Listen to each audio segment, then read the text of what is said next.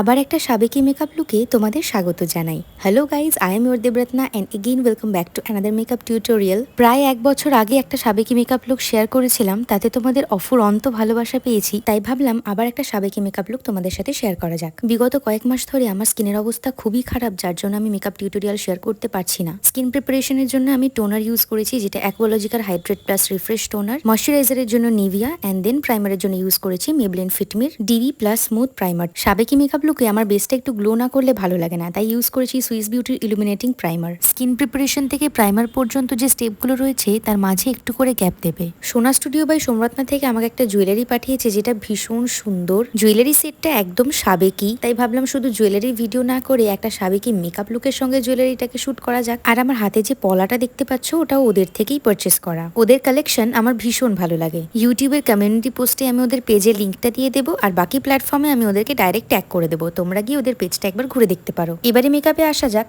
কারেকশনের জন্য আমি ইউজ করেছি মাইগ্ল্যাম পোজের HD foundation, which is in the shade 10 almond. দুটো ফাউন্ডেশনকে মিক্স করে আমার শেড ম্যাচ করে ইউজ করেছি। একটা হচ্ছে ম্যাকের NC20 আর একটা হচ্ছে নাইকার 14 কফি। কনসিলারের জন্য ইউজ করেছি Swiss beauty in the shade 03 light মোয়েন। কনসিলারটাকে সেট হওয়ার জন্য রেখে দিয়ে লিকুইড ব্লাশ ইউজ করে নিচ্ছি, যেটাও সুইস বিউটির শেড নেম 04 কপার চিক্স। এরপরে স্টেপ বাই স্টেপ ব্লেন্ড করে নেব। ততক্ষণে আমি তোমাদের একটা কোশ্চেনের অ্যান্সার দিয়ে নিই, যেটা আমি সব থেকে বেশি পেয়েছি। কোয়েশ্চেনটা হলো, তোমাদের মেকআপ করার সময় প্রচন্ড ঘাম হয় এবং মেকআপ করার পরেও ঘাম হয়ে কিছু কিছু জায়গা থেকে মেকআপ উঠে যায়। প্রথমত এসি রুমে বসে মেকআপ করলে কোনো প্রবলেম হয় না। যদি নন এসি রুমে বসে মেকআপ করো তাহলে একদম ফ্যানের সামনে, অথবা যদি ফ্যানে হাওয়া সেরকম ভাবে জোরে না হয় তাহলে একটা ছোট্ট ফ্যান ক্যারি করবে, যেটাতে তোমরা সবসময় মুখের কাছে হাওয়াটা নিতে পারবে। মেকআপ শুরু করার আগে ফেসটা ভালো করে ক্লিন করে নেওয়ার পরে এক বাটি ঠান্ডা জল, তার মধ্যে কিছুটা বরফের টুকরো নিয়ে মিনিমাম 3-4 মিনিটের জন্য ফেসটাকে ডিপ করবে। এর দুটো বেনিফিট আছে, একটা সোয়েট কন্ট্রোল হয় আর একটা অয়েল কন্ট্রোল হয়।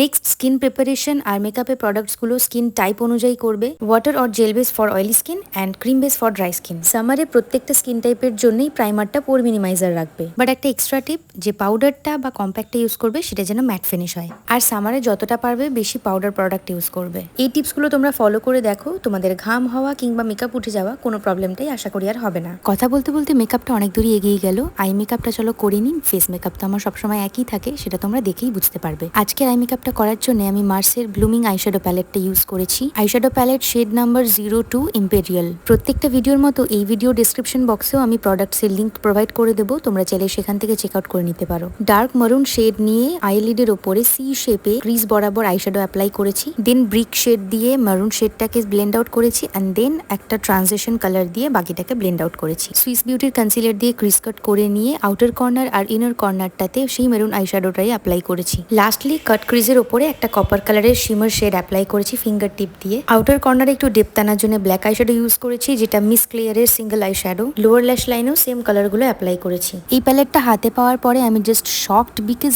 এত ছোট একটা প্যালেট যে কোনো ভ্যানিটি ব্যাগে আমরা নিয়ে নিতে পারি। প্রাইসও ভীষণ রিজনেবল, আর এটার পিগমেন্টেশন নিয়ে তো কোনো কথাই হবে না, জাস্ট অসাধারণ। সিঙ্গেল আইশ্যাডোর পিগমেন্টেশনটাও ভীষণ ভালো, দামটাও ভীষণ রিজনেবল। এরপর আমি লোয়ার বটল লাইনে কাজল অ্যাপ্লাই করে নিচ্ছি। ফার্স্টে হাফ অফ দিয়ে অ্যাপ্লাই করেছিলাম, তারপর ভালো লাগেনি বলে পুরোটাতেই লাগিয়েছি। প্লামের কাজল ইউজ করেছি। এরপর আইলাইনার ইউজ করে নিচ্ছি, ল্যাকমির একটা আইলাইনার, যেটা আমরা সেই ছোট্টবেলা থেকেই সবাই দেখছি। আমি অনেক ব্র্যান্ডের আইলাইনার ইউজ করেছি, but this is the most beautiful eyeliner. হাইলাইটারের জন্য ইউজ করেছি পোজের এইচডি হাইলাইটার ডুও। ব্রঞ্জারের জন্যও আমি পোজের এইচডি ব্রঞ্জারটাই ইউজ করেছিলাম। ফুল ফেসে হাইলাইটিং পয়েন্টস গুলোতে হাইলাইটার অ্যাপ্লাই করে ব্রাউ বোনেও হাইলাইটার অ্যাপ্লাই করে নিচ্ছি। লিপ লাইনিং এর জন্য ইউজ করেছি Swiss beauty lip liner in the shade 12 dark chocolate. আর লিপস্টিকের জন্য ইউজ করেছি ম্যাট লুকের in the shade 15 attractive brown. Storage full হয়ে যাওয়ার কারণে লিপস্টিকের ক্লিপটা ওঠেনি। এরপরে মাস্কারার জন্য মেবলিন ফল শিজ ল্যাশ লিফট মাস্কারা ইউজ করে নিচ্ছি। মেবলিন ফিটমির সেটিং স্প্রে দিয়ে মেকআপটা সেট করে নিয়েছি। আজকের মেকআপ ডান। তোমাদের কেমন লাগলো অবশ্যই জানিও। জুয়েলারি সেটটা আমার ভীষণ পছন্দ হয়েছে। নেকলেসটার সাথে একটা ছোট ইয়ারিংসও ছিল, আর হাতের মুখ পলাটারও একটা ক্লোজ আপ শট দিয়ে দিচ্ছি। আমার ভীষণ ভালো লাগে ওদের কালেকশন, তোমরা ওদের পেজটা একবার ঘুরে আসতে পারো। এরপরে ভাবছি কয়েকটা ওয়েস্টার্ন লুক শেয়ার করবো, তোমাদের মতামতটা অবশ্যই কমেন্টে জানিও। আর এটা ছাড়াও যদি তোমরা অন্য কোনো মেকআপ লুক দেখতে চাও সেটাও কমেন্টে জানিও। আজকের মতো ভিডিও তাহলে এখানেই শেষ করি। তোমরা খুব ভালো থেকো, সুস্থ থেকো। দেখা হচ্ছে অন্য ভিডিওতে। টাটা।